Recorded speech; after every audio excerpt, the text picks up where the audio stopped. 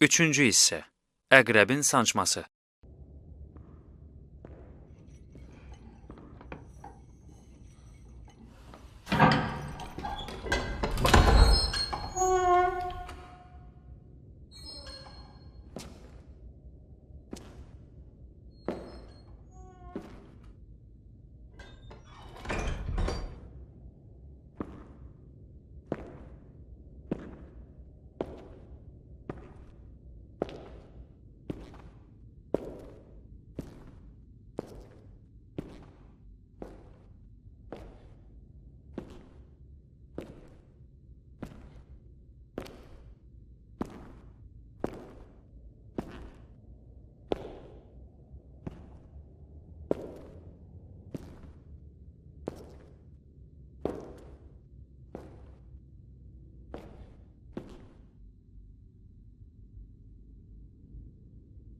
Səninlə biraz söhbət eləməyə gəlmişəm.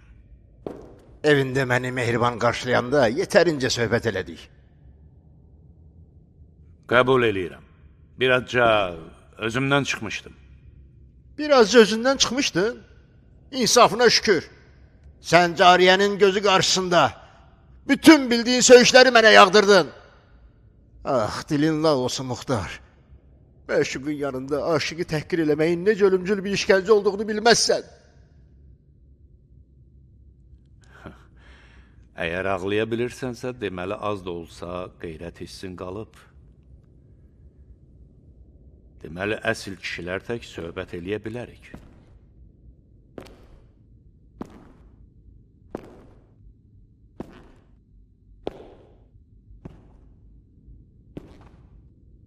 Qulaqlarını açıb, məni yaxşı-yaxşı dinlə. Mən bu gecə ya məhv elədiyin bütün insanların intiqamını alıb, canına qənim kəsiləcəm. Yaxud da mədain hakiminin yanına gedərək, sənin bu zindanda peşman olub, tövbə etdiyini, öz kiçik və böyük günahlarını etiraf eləyib, səmavi idraka çatdığını, insafa gəldiyini və daha nələr etdiyini söyləyə bilərəm. Seçim sənindir. Nəyi seçirsən? Özünü səbirli insanlar kimi soyuqqanlı aparmağa çalışma. Açıq de, nə istəyirsən? Saraya hansı məqsədlə və necə daxil olmuşdun? Əl qolumu aç ki, səndən rahat danışa bilim. Zənciri əl-ayağına vurublar, dilinə yox. Danışmasam necə? Nalbənd Mənsurun oğlunu canına salar və qəbir qazana da geniş bir qəbir qazmağı tapşıraram. Necədir? Nalbənd Mənsurun oğlu ilə nə demək istəyirsən? Borclu insanlar unutqan olurlar. O qədər zülümlər eləmisən ki, hətta yadına belə sala bilmirsən. Nalbənd Mənsurun oğlu özünə asan, Nalbənd Mənsurun aldadılmış balaca qızının qardaşıdır. Səni ələ keçirə bilmədiyindən xırmanlarını yandırdı. İndi isə xırmanları yandırdığına görə zindana salınmışdır. Amma ürəyinin yanğısı hələ də alovlanmaqda və alovlanmaqdadır. Ömər İbn Sədlə görüşmək üçün Allah deyib durur. Başa düşdün də? Nalbənd Mənsurun oğlu səni öldürür və səni öldürməyi həvəslə boynuna alır. İran Fatihi Səd İbn Vəqqasın oğlu isə namus ittihamı üstündə dünyaya əlvida deyir və Fatihə. Hə, necə fikirdir? Necə də hiylə görsən.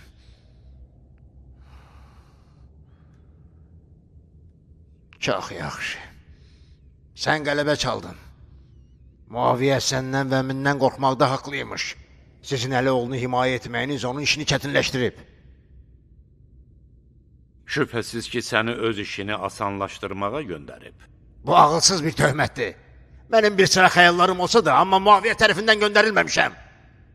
Yox. Deyəsən sən öz xoşunla ram olan deyilsən.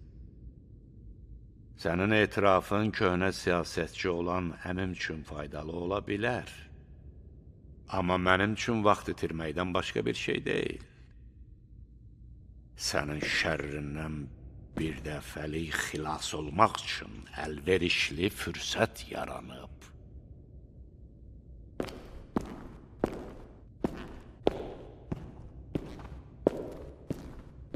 Məni Muaviyə göndərmişdi. Əlioğlunu öldürmək üçün saraya gəldim. Razı qaldın? Sən bunu bilmək istəyirdin? Bu ki, gülünc bir ehtirafdır. Sən çoxlu gözətçilər tərəfindən qorunan İmam Həsəni öldürməyə tək-tənha mı gəldin? Belə xamxəyala düşmək üçün eşşək beyni yemək lazım idi. İşə düşmədik, lənət şeytana. Niyə şeytana? Sən ki, şeytanın əl-qolunu arxadan bağlamısan. Muxtar, mən Muaviyə tərəfindən bura göndərilməmişəm.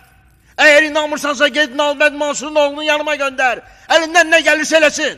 Mən saraya gəlmişdim ki, Ağsarayın qəlbini, yəni səni, ərəb İraqına padşahlıq sevdasını başında gəzdirən sən Muxtarı, Əlioğlunun yırtılmış ətəyindən əl götürüb, fürsəti fəftə verməməyə razı sala bilim.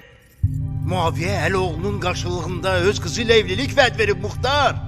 Muaviyənin kürəkəni olmaq, İraq padşahı olmaq deməkdir.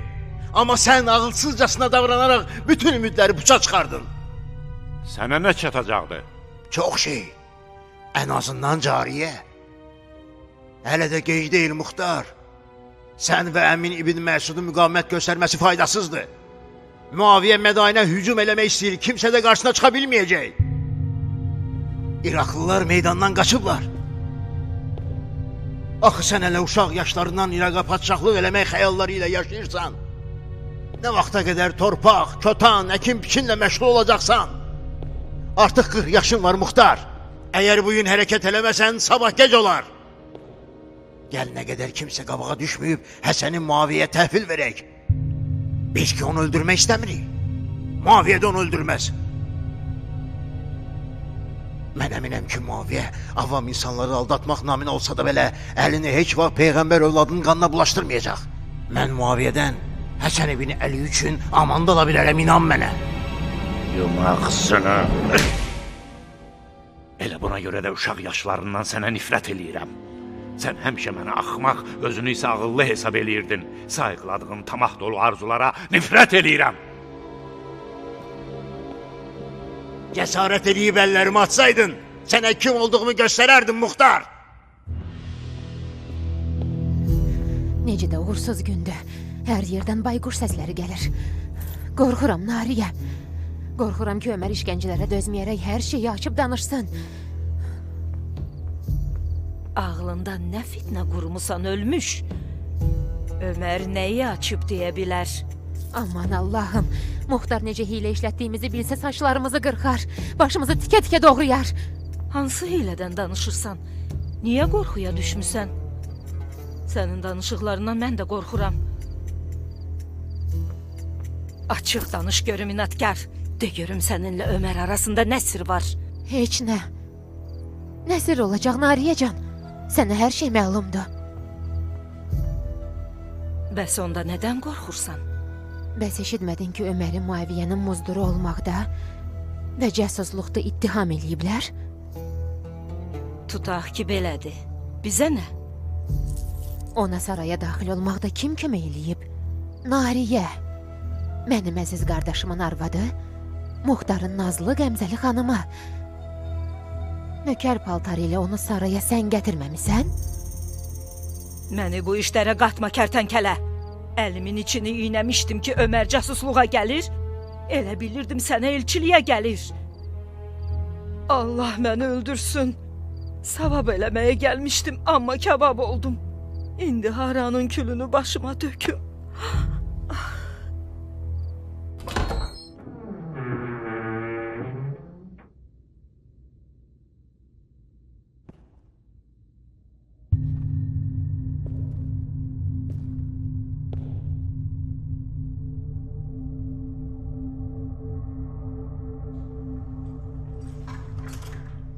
Vay, Doğrudan da Nalbəndi Mənsurun oğlu Harundur ki. Yaxşı, cənab Harun ibn Mənsur. İbn Sədi öldürmək istəyirdin? Cənab ölüm, gecə vaxtı məni yuxumdan oyatmısan ki, Nəkir Münkər kimi sorğu-sual eləyəsən? Biz eşitmişdik ki, Mədayində Salman Farsi kimi çox ədalətli bir hakim var. Hətta qurla quzu bir yerdə otlayır. Heç kimin də haqqı əlindən alınmır. Doğrudur, düzgün eşitmisən. Elə isə niyə gecə vaxtı mənə zülm eləyirsiniz? Mənə cavab versən, bu vaxtsız gəlişimin səbəbini anlarsan. Ömər Sədi öldürmək mənim nəyimə lazımdır ki? Yox, mən onun namusuna toxunmaq istəyirəm. Əgər ömrümdən bir gün qalsa belə, mən bunu eləyəcəm. Onun namusunu ləkələyəcəm. Sonra da ədalət qarşısında təslim olacam. Ondan sonra dar ağacından asılmağın ya da əzalarımın kəsilməyinin fərqi yoxdur. Bəlkə bu gecə arzuna çata bildin. Doğrudan? Ola bilsin. Qapının arxasında gözlər, çağıranda gələrsən.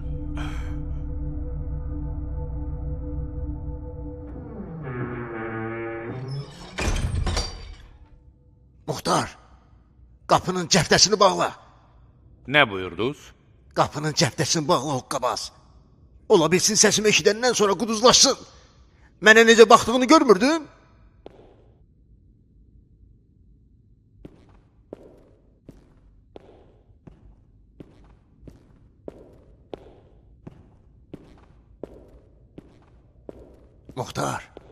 Muxtarcan, sən ağıl və istedadda hamıdan üstünsən. İnsanlara və cinlərə rəhbərsən. Nəyi etiraf eləməliyəm, cənab istedadlı padşah? Saraya necə və kimin köməyi ilə daxil oldun? Səlimə Puru ki tanıyırsan. Yadındadır, uşaq vaxtlarında hamımız bir yerdə oynayardıq. İndi bu saraya daxil olmaq, həmin Səlimə Purun qəbuluna düşməkdən qat-qat asandır. Əbəs yerə mövzudan yayınma. Mən dəqiq bilirəm ki, sənin bu sarayda əlbir olduğun adamlar var. Hamısının adını bir-bir söyləyəcəksən. Yəni eşqinə vəfa eləməməsi mümkündür? Əgər səni satsa, elə bil məni də satıb. Mənim tanıdığım Muxtar Daşdan da söz alar. Kaş bu İranlıya qarşı hörmətsizlik eləməyəydik. Kaş ondan mehriban davranaydıq. Kiyana qarşı kobudluğumuz Muxtarı özündən çıxartdı. Əgər Muxtar əsəbləşməsəydi, Ömərlə də bu cür davranmazdı. Sən inkar elə. De ki, o nökəri də, paltarını da satın alıb. Ömər etiraf eləyəndən sonra mən necə inkar eləyim? De ki, Ömər böhtan atır. De ki, o öz eşkini Muxtarın əlində əsir görüb, hiylə işlədərək Muxtarın da eşkini ləkələmək istəyir. Muxtar səni sevdiyi üçün ona inanmayacaq. Əgər mən onun qüruruna toxunsam, eşq ikinci pilləyə inəcək. Sənin eşqinin bəlası mənim başımda çatlayacaq. İlahi, özün də adıma yetiş. Hamısının adını bir-bir yazmaq üçün sənə bir kəllə mürəkkəb və bir neçə yüz dəri lazım olacaq. Ağsarayın bütün xidmətçiləri, səni və əmini çıxmaq şərti ilə. Bundan əlavə Əlioğluna yaxın və uzaq olan bir çox ordu rəhbərləri də mənlə əlbirdir. Əlbəttə ki, mən öz təşəbbüsüm ilə saraya daxil olmuşam. Qadın paltarlarının köməyi ilə, qadınlara məxsus nazla, işvəli yerişlə, Əli və sərkərdələrin rəhbərlik siyasətində kişilərin qadınları yoxlamasına icazə verilmir. Mən də bundan əməlli başlı istifadə elədim. Qapıda duran keşikçi də hörmət əlaməti olaraq mənə təzim elədi. Aydın oldu, yoxsa şübhələrin qalıb? Belə bir çirkin hiylə yalnız sənin kimi namərd və biqeyrət birisinin əlindən gələr. Sənə qoyulan kişi adı kişilər üçün xəcalətdir. Yaxşı sədin qızı, yanaqlarına niyə ənni və kirşan sürtməmsən? Rəqqasələr kimi özünə bəzək vurub və həmin Səlimapur ilə eyş-işrət məclisi qursan, çox var dövlət qazana bilərsən. Əməvilərin qapısında dilənçilik eləməkdənsə bu iş sənə daha münasibdir. Sənin dediyin kimi, bu kəndiri eşq mənim boynuma keçirib. Kədərlidir, qəbul edirəm. Eşq meşə əhlinə meydan oxuyan şiri isyana döndərərək deşidən keçirir Muxtar. Mən neynirəmsə cariyənin xatırını eləyirəm. Kişi ol və sirrimizi cariyəyə demə. Cariyə artıq mənim üçün ölüb. Cariyə sənin üçün ölüb. Amma öz-özlüyündə Muxtarın qəfəsini sındıraraq azadlığa çıxan bir quşa bənzəyir. Sən Allah nə gördün? Deyirsən, yəni mən eşq oxu ilə onu ovlaya bilmişəm. Xam xəyallarla yaşa. Yenə nəyi bilmək istəyirsən ay zalım? İstədiklərin hamısını dedim axı. Sənin sözlərin əmmin dərdinə dəyər. Bundan sonra daha ehtiyatlı tərpənərək düşmənlərinə şəriət adı altında ona hücum eləmək imkanı verməsin. Amma mənim səninlə olan haqq hesabım hələ də davam eləyir. Mənim səndən heç bir haqq hesabım yoxdur. Atalarımızın hər ikisi İranı fəth edən sərkərdələr idi. And olsun Allah, sən mənlə qarşı-qarşıya duranda birimizin qanına susadıqda onların ruhu qəbirdə o tutub yanır. Bu nə kör-köranə düşmənçilikdir Muxtar. Sənin Əli oğlunu dəstəkləməyin heç nəyi dəyişməyəcək. Həsən, sərkərdələr həmişə xalqın içərisində olmalıdır deyən həmin ədalətli şəxsin oğludur. Ədalət də cəmaatın tərəfində idi. Lakin cəmaata inanmağın acı nəticələrini xəlifə öz gözləri ilə gördü. Xeyməsinə basqın edir, soyğunçuluq edir, danışmasına imkan vermir, sərkərdələrini satın alır. Sonda isə canına qəsd edirlər. Səncə mənim niyə bu cəmaatdan üzüm dönüb, onlara arxamı çevirmişəm? Ümeyyə və Haşim övladları eyni kökdəndirlər. Sən bu əminlə birgə niyə onlardan olmaya özünüzü meydana atıbsınız? Mən əminəm ki, sabah Həsən yataqdan qalxan kimi sizi cəmaatla sərt davrandığın üçün danlayacaq. Niyə boş yerə göz vurursan Muxtar? Mən bilirəm ki, sən ürəyinin dərinliyində mənlə ən azından bu məsələdə həmfikirsən. Boş yerə xəstə ürəyinin arzularını mənə aid eləmə. Mən sənin xasiyyətinə yaxşı bələdəm. Mollaxana və döyüş məşqləri yadından çıxıb, mollamız həmişə deyərdi, uşaqlar, Muxtar rəhbər olmaq istəyəndə siz qəbul eləyin. Çünki o əmr eşitməyə alışmayıb. Sən həmişə mənlə dava eləyirdin. Məndən acığın gəlirdi. Bir dəfə dişimi sındırdın. Bir dəfə topuğumu yerindən çıxartdın. Bir dəfə də az qala boynumu qıracaqdın. Axı nəyə görə? Çünki sənin gözlərində mənsəbpərəstlik, nəfs və vəzifə düşkünlüyü görürdüm. Mənim qürur və vəzifəpərəstliyim səninkinə çatmaz. Mən və sən bir-birimizi arzularımıza çatdıra bilərik. Buna görə də sənə nifrət eləyirəm. Hara getdin əmoğlu? Heç olmasa əllərimi açay dil bilməz.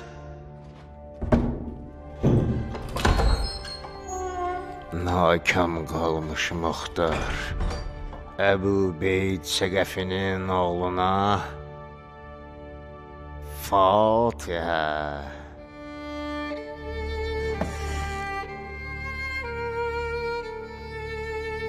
Qapını təpiklə açmadı. Gördün Nariyecan? Ömərin ağzında olan qıfılın açarı cariyənin sehirli baxışlarıdır.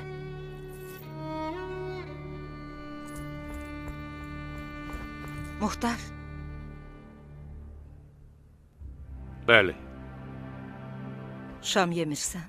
biraz əvvəl kifayət qədər məni yedizdirdiniz. Cariyəyə görə narahatsan. Bugündən etibarən cariyə bu evin adamı deyil. Onun Kiyanla davranışı mənimlə olan qohumluğu inkar eləmək demək idi. Cariyə hələ uşaqdır, Muxtar. Nariyə, bundan sonra adını belə eşitmək istəmirəm, hətta sənin dilindən belə. Zərbə hardadır? Birazdan səhər açılacaq. Yatmış olar. Oyat, yorğunam, biraz məni oğuşdursun.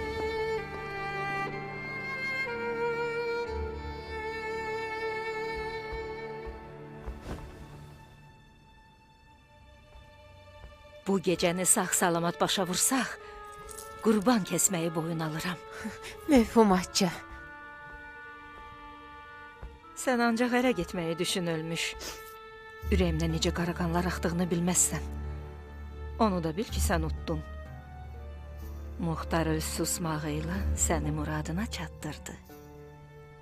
Bu gecədən etibarən Muxtardan qorxmadan Ömər haqqında düşünə bilərsən.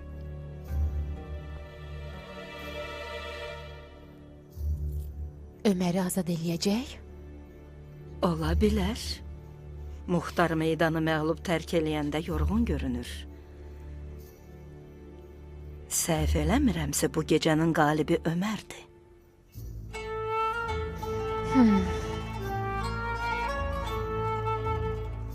Sən şir və pələng ovçususan. Heyif deyil ki, çaqqalovuna gedəsən. Bu cəmahat eşşə yanqırmamış ulaşmağa başlayan çaqqal sürüsünə bənzəyir. And olsun Allahın böyüklüyünə.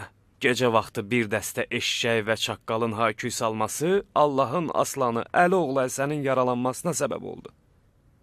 Əgər getsən, səni də yaralayacaqlar. Onlar sənin bədəninə yaxın düşə bilməsələr də, ürəyini oxlayacaqlar.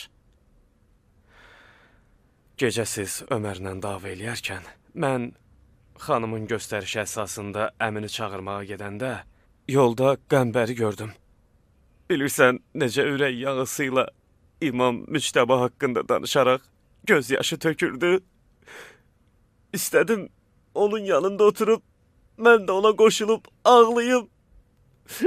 Qəmbər? Hansı qəmbər? Əlinin nökəri olan qəmbər.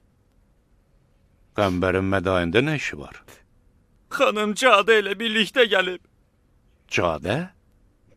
Bəli, ağa. İmam Müçtəbanın xanımı. Əşəs İbn Qeys Kindinin qızı Cadə? Bəli, ağa. İmam Müçtəbanı görməyə gəliblər.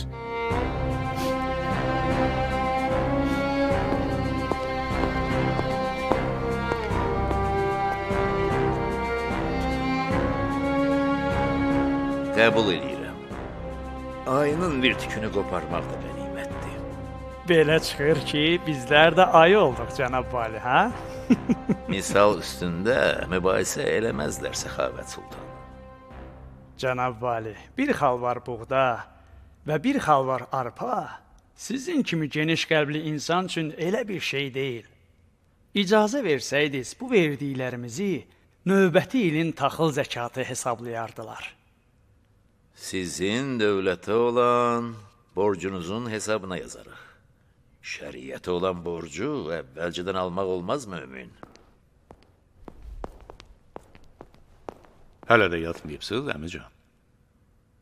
Bu cənablarla Sabatda yerləşən qoşunlar üçün biraz azuqə yollama haqqında götür-qoy eləyirdik.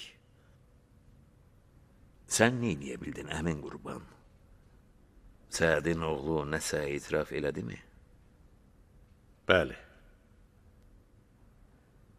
Arvad paltarı giyərək saraya daxil olub. Hiyləgərliyə bir bax. Heyvanına şükür ilahi.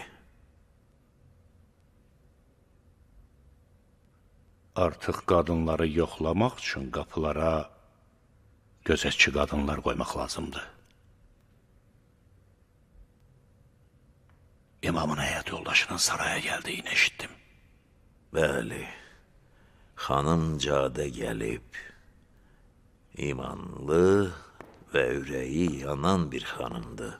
Yolun əziyyətinə əhəmiyyət verməyərək, şəxsən imama qulluq eləmək üçün gəlib. Artıq bir tərəfdən rahat oldum, Muxtar. İmamın evindən kimsənin onun yanında olması lazım idi. Onunla söhbət eləyə bilərəm. Nə vaxt? Elə bu dəqiqə. Gecənin bu vaxtı nə vacibdir, Muxtar? Xanım Cadənin atası Əşəs İbn Qeys ilə Ömər İbn Səd köhnə dostlardır. İkisi də Muaviyyənin etibar elədiyi insanlardır. Xanım Cadə ilə Ömər İbn Sədin saraya gəlməsi arasında bağlılığın olması mümkündür. Tövbə elə, Muxtar. Həddindən artıq bədbin olmaq lazım deyil. Cadə imamın həyat yoldaşıdır. Onun yolu ilə atasının yolları ayrıdır. Əmican, mənim evimdə də həmin imanlı və ürək yanan xanımlardan biri yaşayır. Səmərət İbn Cündəbin qızı. Bəzən onun nadanlığı məni az qala dəli eləyir. Ehtiyatı əldən verməmək lazımdır, əmican. Gecənin bu vaxtı söhbət eləmək üçün nə bəhanə gətirim? Özü də gələndə o bir qədər yorğun görünürdü. Ola bilsin ki, indi yatıb. Ondan şübhələndiyini bilsə necə? Mən ki, xanım Cadə ilə müttəhim kimi davranmayacağam. Mən elə eləyəcəyəm ki, xanım Cadə mənə öz sirlərini etibar eləsin. O mənimlə dərdini bölüşərsə, mən onun demədiklərini anlayacağam. Heç olmasa sübh namazına qədər səbr elə. Yaxşı, çarə yoxdur, səbr eləyərəm.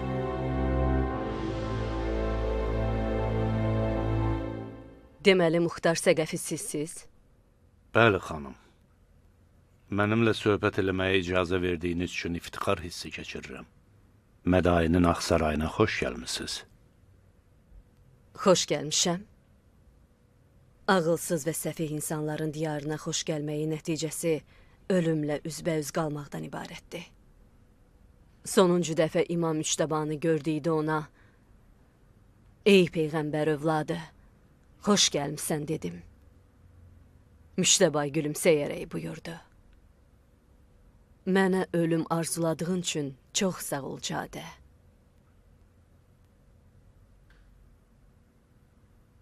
Maraqlı kinayədir.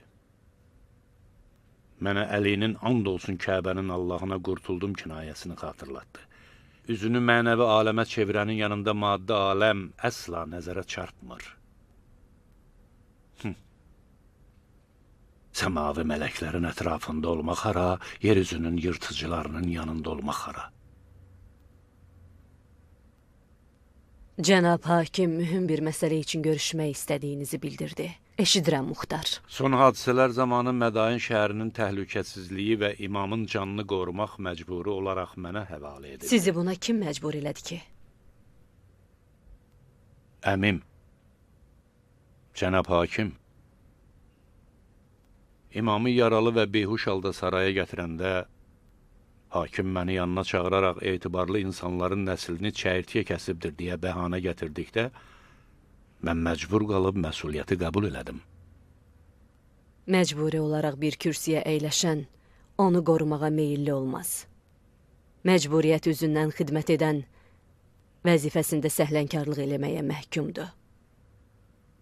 İmam Müştəbanın canını qorumaq həqiqətən Allah yolunda canından keçmək istəyənlərin vəzifəsidir.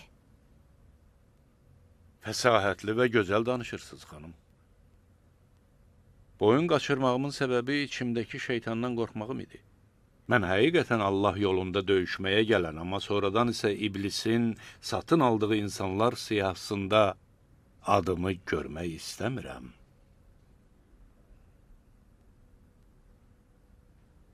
Təhlükəsizlik işlərinə rəhbərlikdən öncə nə işlə məşğul idiniz? Əkinçi idim, xanım. Siffeyn döyüşündən sonra Küfədən Mədayinə köçdüm və əkinçiliklə məşğul olmağa başladım.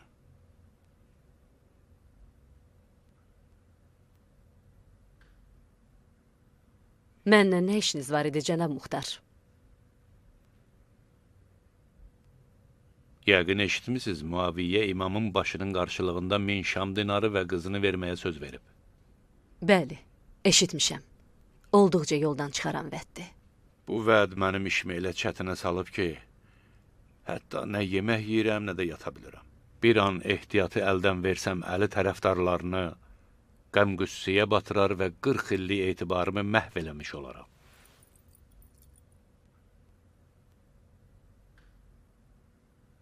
Əgər xanımın Mədayində qalmaq fikri varsa, bu təhlükəli vəzifəni icra eləməkdə mənə yardımcı olmasını xahiş eləyirəm. Görün Allahdan istədiyi iki gözdən savayı nədir ki, Muxtar? Mən nə etməliyəm? Bu sarayın həşəratlarının da muzdur olduğunu düşünməlisiniz. Hətta bu sarayın arı və milçəyinin də özündə düşmən zəhəri daşıdığını təsəvvür eləməlisiniz. Əmimlə məsləhətləşmədən kimsə ilə görüşmür və yalnız əmmin verdiyi yeməyi imama yedizdirirsiniz. Yəni təhlükə bu qədər yaxındır? Çox təəssüf ki, bəli. Dünən arvad paltarı giyərək saraya daxil olan düşmən casuslarından birini tutmuşuq. Etibarlı insan olsa da, Muaviyyənin vədinə təmah salaraq hətta mərdliyini belə qurban verib. Bəlkə də onu tanıyırsınız. Adı Ömər İbn Səd İbn Əbu Vəqqasdır. Ömər ibn Səd ibn Əbu Vəqqas? Bəli. Ərəb Fatihinin oğlu.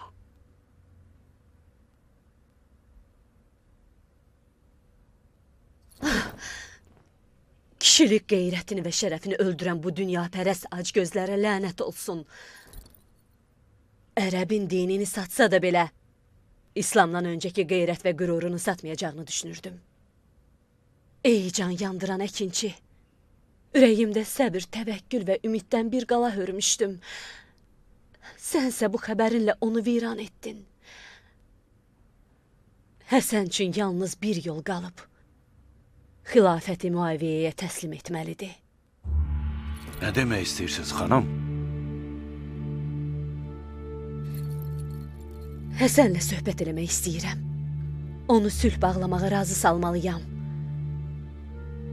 Muaviyyə Qureyş kafirlərindən pis olmayacaq ki. Peyğəmbər Qureyş kafirləri ilə necə sülh bağladısa, Həsən də Muaviyyə ilə sülh bağlaya bilər. Mənim vəzifəm sizi xəbərdar eləməkdir. Tələsməyin, xanım. İmam o qədər qan itirib ki, xoşa gəlməz xəbərlərə dözmək onun üçün çətin olar. Sülh haqqında danışmaq İbn Sənanın xəncər zərbəsindən daha təhlükəlidir. Yaxşılaşana qədər 1-2 gün səbr eləyin. Görüm arzularımı gözümdə qoyan, xəyallarımı qəsrini uçuran bu avam cəmaatın evləri viran qalsın. İmkan verin, sənə and verirəm Allaha, ona imkan verin. Muaviyyə Peyğəmbər övladına qılınc qaldıracaq qədər rəhmsiz ola bilməz. Allah xətrinə, daha bundan sonra onunla döyüşmək haqqında söhbət eləməyin.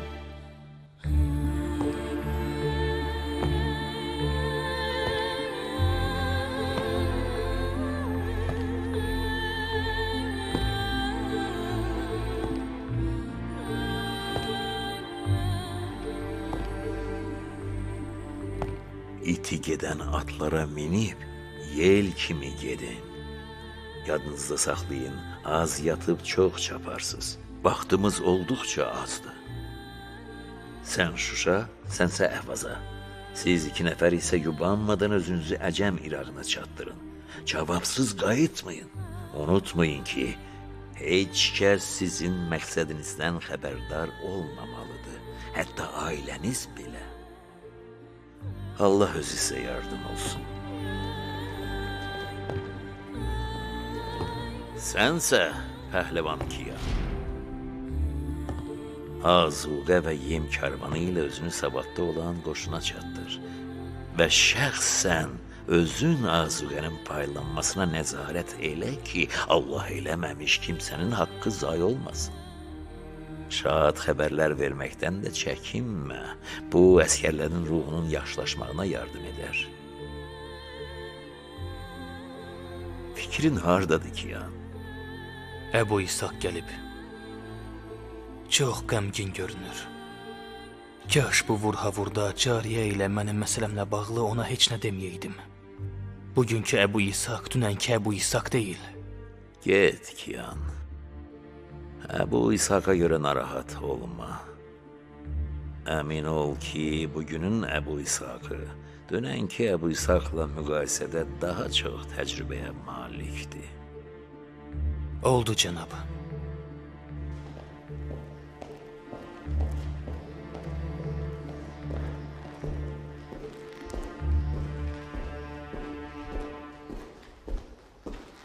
Xanımcadə ilə danışa bildin, Muxtar?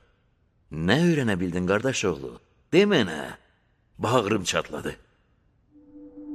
Muxtar, sən də gedib əkin biçinlə məşğul olsan daha yaxşı olar. Sən və Əmin Şamın ordularının qarşısında duruş gətirə bilməyəcəksiniz. Siz özünüzü xilas eləyin. Mən ərimi özüm xilas eləyərəm. Siz özünüzü xilas eləyin. Mən ərimi özüm xilas eləyərəm. Özüm xilas eləyərəm. Əmican, biz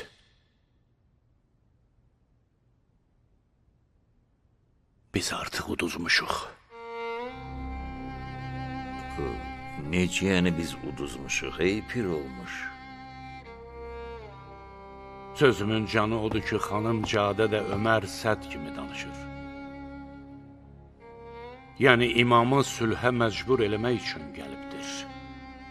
Yəni imam hətta öz evində də qərib və tənha sayılır. İş işdən keçib, əmican.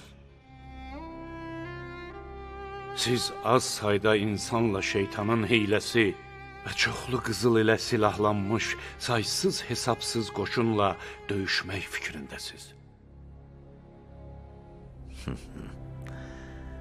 Nə danışdığını bilirsən, Muxtar? Havalanmısan? Xanım Cadə yoxsa Ömər Səd səni ovsunlayıb? Əziz oğlum, Bədir, Ühüd və Xəndək döyüşlərində İslam Peyğəmbərinin qarşısına çıxanların sayı, var dövləti və hiləsi Şam qoşunundan heç də geri qalmazdı. Bədirdə hər bir müsəlmana 3 müşrik düşürdü. Bəli, 3 nəfər düşürdü, amma düşürdü. Onlar dünyadan əlini üzmüş və ölümə vurğun idi. Bugün isə az sayda Haşimi, sən və ətrafın qalıb. Ona görə də İraq Əcəmin, Şuş və Əhvaz şiyələrindən qoşun düzəldirik, Muxtar. Əmican, biz boş yerə güc vururuq. Özlərini Peyğəmbər övladına vəfalı göstərənlər bizdən də tutarlı dəlil gətirirlər. Sülh, Hüdeybiyyə sülhü. Əminəm ki, imam yatağından qalxan kimi onu sülhə məcbur edəcəklər. Odur ki, yubanmadan addım atın. Müaviyyə ilə sülh bağlayın. Yox, mən bu sözləri, Muxtar, şəhadət qüslu verərək meydana tələsən bir kişinin oğlunun dilindən eşitdiyimə inana bilmirəm. Məndən istəyirsən ki, ömrüm boyu əlinin tərəfində ola-ola, indi onu Müaviyyəyə dəyişim? Özü də bir ayağım qəbirdə olan vaxtımda,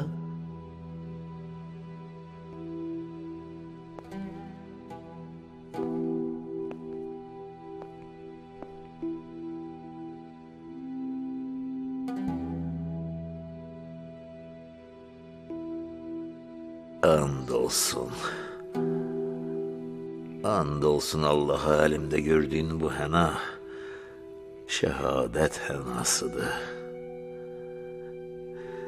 Əfsuslar olsun, Muxtar.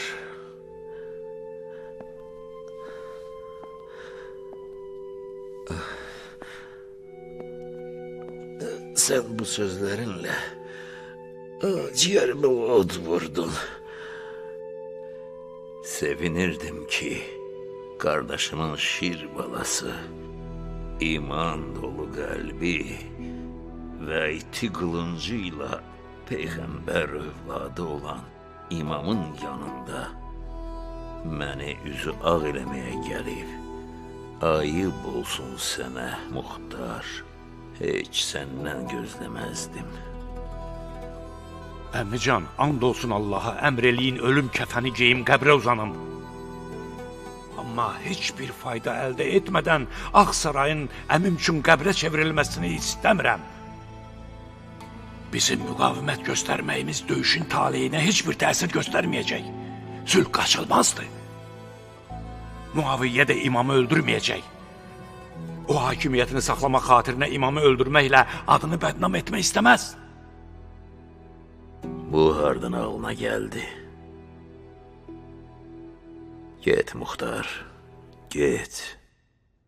Bundan sonra mənim sənin qılınc və rəhbərliyinə ehtiyacım yoxdur. Əgər Allah istəsə, bu yükü tək başına ərşə qədər daşımağa hazıram.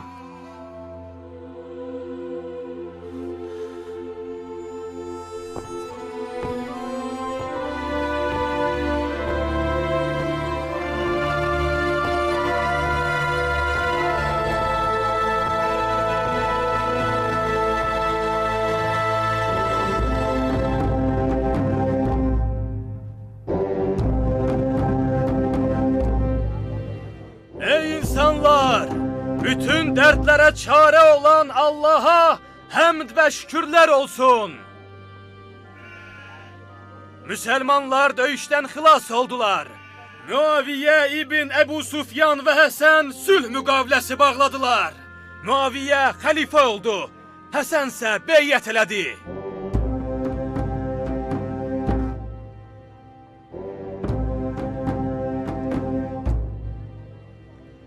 Ey Mədain əhli, eşidin! Ey Mədain əhli, xəbərdar olun! Döyüş başa çatdı. Muaviyə ibn Əbu Sufyan və Həsən ibn Əli məsləhətləşmədən sonra sülh bağladılar. Həsən beyyət elədi. Muaviyə xəlifə oldu.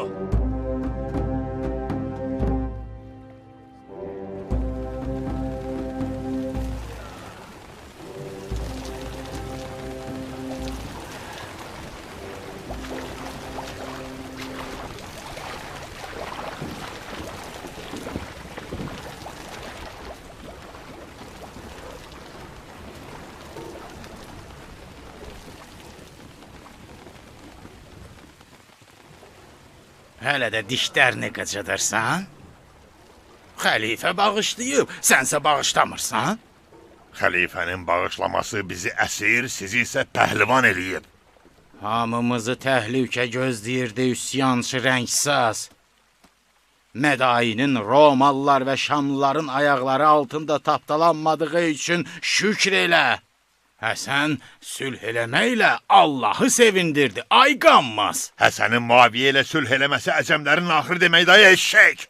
Sus! Yavaş olay dəli. Bu axmaqların sözüdür. Yox, bu əli sevərlərin sözüdür. Mən Əbu Nəsirəm Keçəl. Rənglədiyin sapların taciri. Muaviyə və Həsən arasındakı sülh bütün müsəlmanların xeyrinədir. Təkcə özlərini Əli ardıcılı adlandırmaqla Əlinin əqidəsinin kölgəsində gizlənərək ərəbləri məhv eləmək istəyənləri çıxmaq şərti ilə. Bəhram, sən düşünmədən bu ziyankar cəmaatın deyən dilinə çevrilmişsən. Biz qonşuyuq, həm də yerliyik. Nə qədər boyasan, mən almağa hazıram. Üzünü turşutma ki, bizə düşmənçilik yaraşmaz.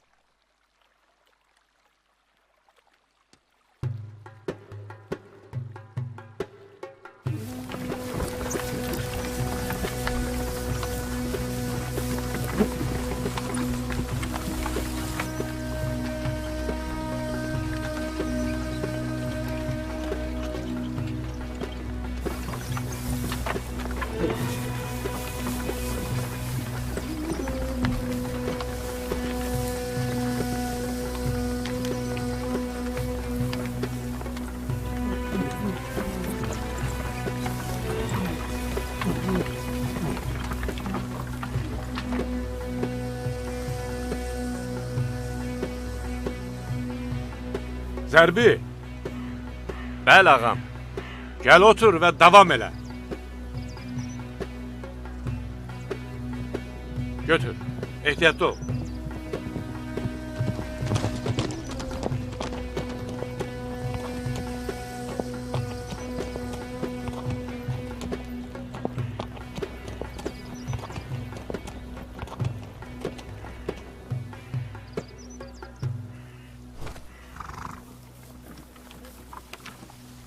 Gəldin, avara qalmış igid döyüşçü. Hər şey qurtardı Muxtar. Bütün arzularım kül olub göyə savruldu.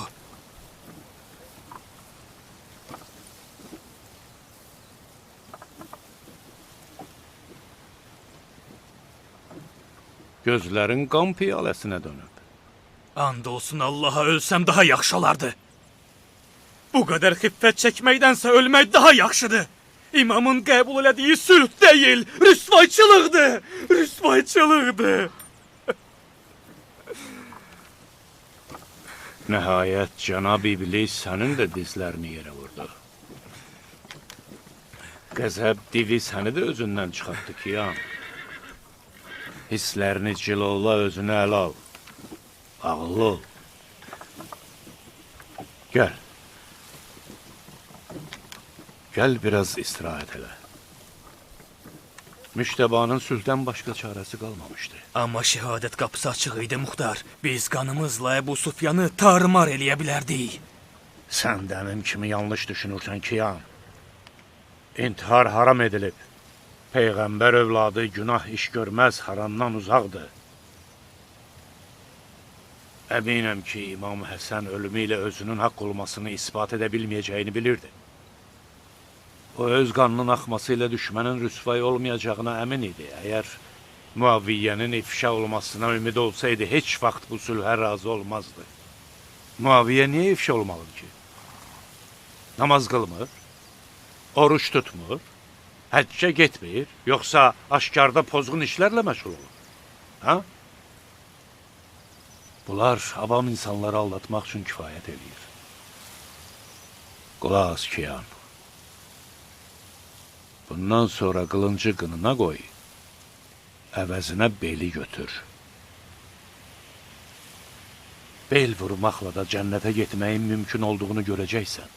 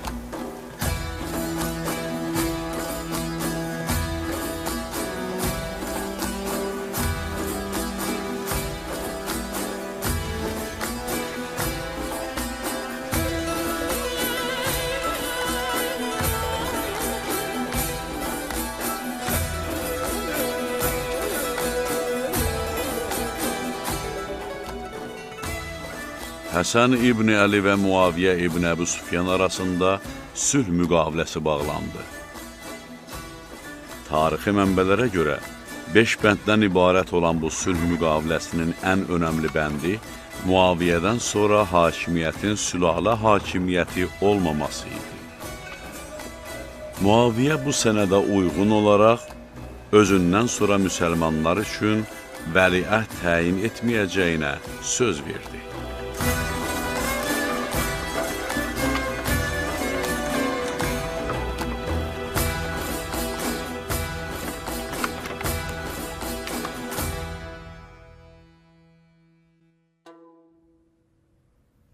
Gəmilərin qərq olub gülüm?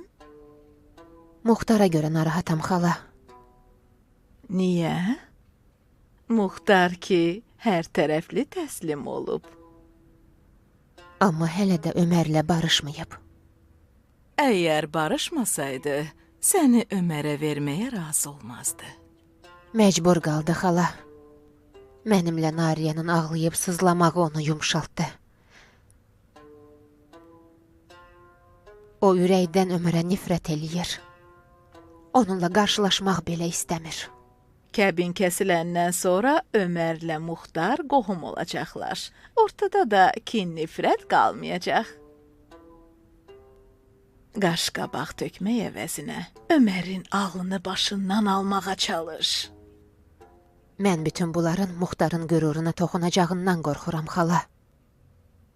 Əgər Muxtarın qüruruna toxunan bir şey olsa, evi başımıza uçurar. Muxtar əlinə qılınc alanda çox qorxulu olur. Əlinə belə alan Muxtar isə qarışqaya belə əziyyət verməz. Allah ağzından eşitsin xala.